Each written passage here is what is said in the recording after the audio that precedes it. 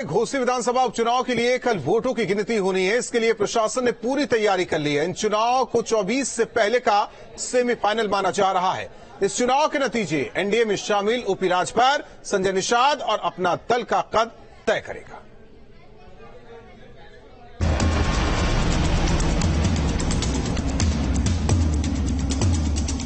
घोसी विधानसभा seat पर उपचुनाव के नतीजों पर पूरे देश की नजर टिकी हुई है। शुक्रवार 8 सितंबर को मतगणना होनी है।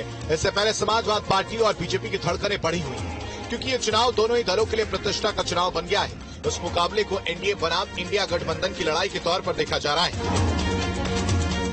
वहीं दूसरी तरफ इस चुनाव के नतीजे एनडीए के सहयोगी दलों सुभाषपा, निषाद पार्टी और अपना दल एस की सियासी राह भी तय करेंगे।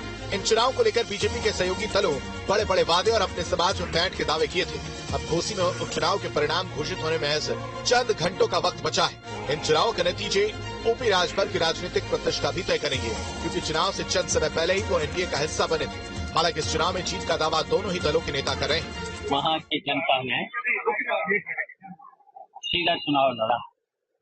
ये चुनाव सरकार से और वहाँ की जनता के बीच था, तो जनता ने समाजवादी पार्टी के पक्ष में मतदान किया है, तो बड़ी जीत होगी। जिस दिन घोषित हुआ उस दिन ही सबको मालूम हो गया था क्या होने वाला है। ऐतिहासिक विजय प्राप्त होने वाली है। अब तक के घोसी के चुनाव के सारे रिजल्ट टूट जाएंगे। इस चुनाव को इसलिए भी अहम माना जा रहा है क्योंकि 24 के चुनाव से पहले यूपी में ये आखिरी चुनाव है और इसी वजह से बीजेपी ने यहाँ पूरी ताकत झोंक दी थी।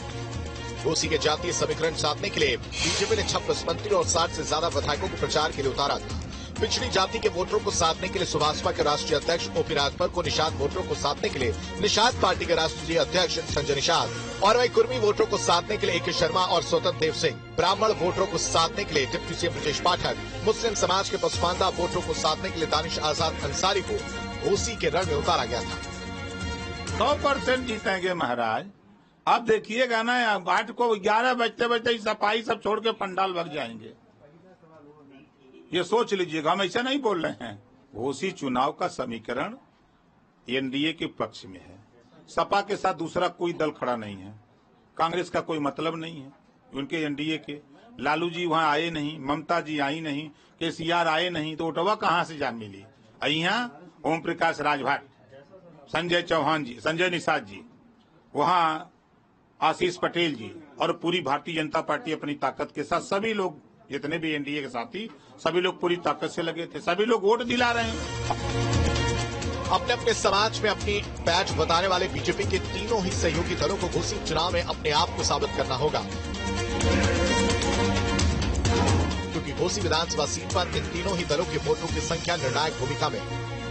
हालांकि बीजेपी और समाजवादी पार्टी की तमाम कोशिशों के बावजूद मतदान 51% तक ही पहुंचा, यानी उपचुनाव में दोनों दलों की तमाम कोशिशें भी ज्यादा वोटरों को पोलिंग बूथ तक नहीं ला पाई।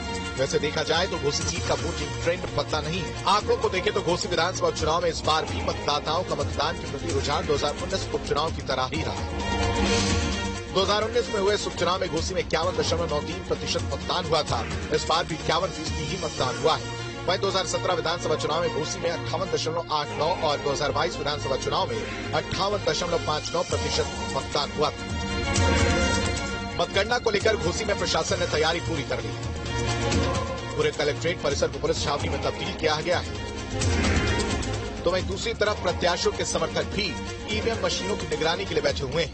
मतगणना के लिए बहुत चाक चौबंद व्यवस्था पुलिस की गई है।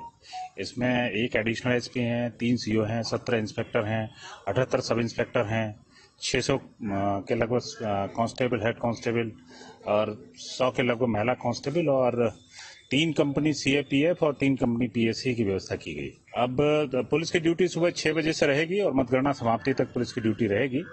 और मतगणना के बारे में कब प्रारंभ होनी है इसके बारे में सीओ साहब से आप बात कर सकते हैं।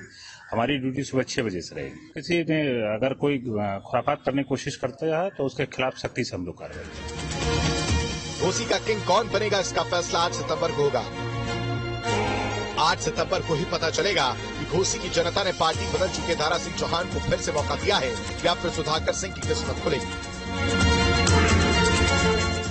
News state.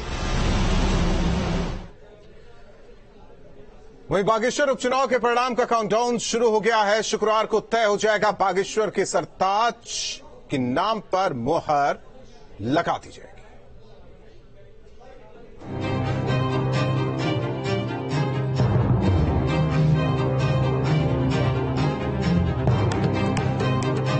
उत्तराखंड की बागेश्वर सीट पर किसका परचम लहराएगा, इसका फैसला 8 सितंबर को होगा।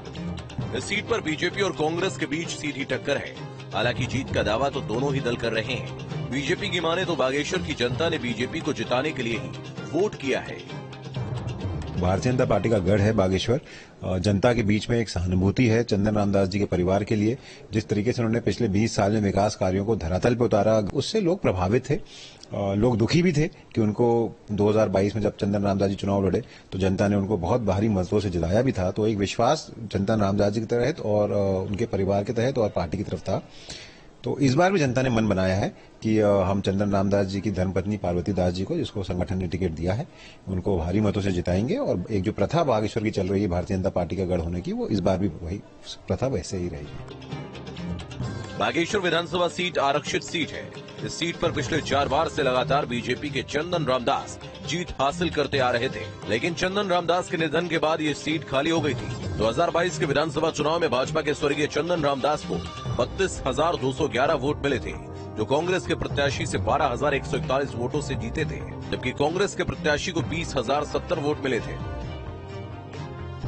मतगणना को लेकर प्रशासन ने अपनी तैयारी पूरी कर ली है। जिला निर्वाचन अधिकारी अनुराधा पाल, सहायक निर्वाचन अधिकारी CS इमलाल, रिटर्निंग ऑफिसर हरगिरी ने सभी राजनीतिक दलों की मौजूदगी में ईवीएम और वीवीपैट को डबल लॉकर रूम में रखा। 188 पोलिंग बूथों की सभी ईवीएम और वीवीपैट को त्रिस्तरीय सुरक्षा के भीतर रखा गया है। पूरे प्रोसेस की वीडियोग्राफी हुई है। हमारे दोनों जितने गेट हैं, डबल लॉक सिस्टम बोला जाता है। डबल लॉक सिस्टम में हमारी ईवीएम्स रखे जाती है स्ट्रांग रूम में। उनके दरवाजे के ऊपर CCTV कैमरा है। 3 CCTV कैमरा इंस्टॉल किए गए हैं। प्रत्येक दरवाजे के ऊपर 2 हमारे स्ट्रांग रूम बने हैं 188 बूथों के लिए। एक कॉरिडोर में भी कैमरा स्टैब्लिश किया गया है। जहां तक सिक्योरिटी की बात आती है, सिक्योरिटी हमारी 3 लेयर सिक्योरिटी सिस्टम होती है। इनर कॉर्डन में हमारी SSB लगी है, आउटर कॉर्डन में हमारी ITBP तैनात है, और जो सबसे भारी कॉर्डन है उसमें हमारी सिविल पुलिस तैनात है। 8 सितंबर को बागेश्वर उपचुनाव विधानसभा की काउंटिंग होगी, जिसके लिए यहाँ BD पांडे कॉलेज कैंपस परिसर में तैयारियां जोर शोर से की जा रही है। मेरे ठीक पीछे यहाँ मतदान कर्मियों के लिए एवं काउंटिंग में जो कर्मचारी लगे हैं उनको प्रशिक्षण दिया जा रहा है और तमाम व्यवस्थाएं की जा रही है। 454 व्यवस्थाएं की गई है। इसके साथ ही ऊपर आप देख सकते हैं जवान SSB के तैनात हैं और वो त्रिस्तरीय यहाँ पर को व्यवस्था की गई है इसकी सुरक्षा की। ईवीएम स्ट्रांग रूम की डबल लॉक में की गई है सभी जो 188 ईवीएम मशीनें हैं। और ठीक पीछे यहाँ पर ये बागेश्वर 47 आरक्षित सीट के लिए जो वोटे की जो ईवीएम के मशीनों के द्वारा गिनती की जाएगी उसकी यहाँ पर व्यवस्थाएं की गई हैं। 454 व्यवस्थाएं की जा रही हैं। जिला निर्वाचन अधिकारी एवं पुलिस अधीक्षक सहित तमाम जो भारत निर्वाचन से आई हुई टीमें हैं, ऑब्जर्वर हैं, वो यहाँ तमाम निरीक्षण कर रहे हैं और इसकी तैयारियों के लिए जुटे हुए हैं। अभी देखने वाली बात होगी 8 सितंबर को इस बागेश्वर उपचुनाव की जंग में भाजपा या कांग्रेस कौन विजय रहता है, ये देखने वाली बात होगी। इस उपचुनाव में भी बीजेपी अपने अंतर को बढ़ाने में लगी थी। बीजेपी का दावा है कि बागेश्वर उपचुनाव बीजेपी पिछले चुनाव से भी बड़े अंतर से जीतेगी। इस चुनाव में कांग्रेस सहित अन्य दलों की जमानत जब्त हो जाएगी और ऐसे में अब ये देखना होगा कि बागेश्वर की जनता ने अपना नया विधायक चुनने के लिए किस पार्टी के नेता को मतदान किया है। 8 सितंबर को मतगणना के दिन ईवीएम में बंद प्रत्याशियों के भाग्य का फैसला होगा। Team news state. राष्ट्रीय स्वयंसेवक संघ के सरसंघचालक मोहन भागवत ने आरक्षण और अखंड भारत को लेकर बड़ा बयान दिया। सबसे बड़ी बात की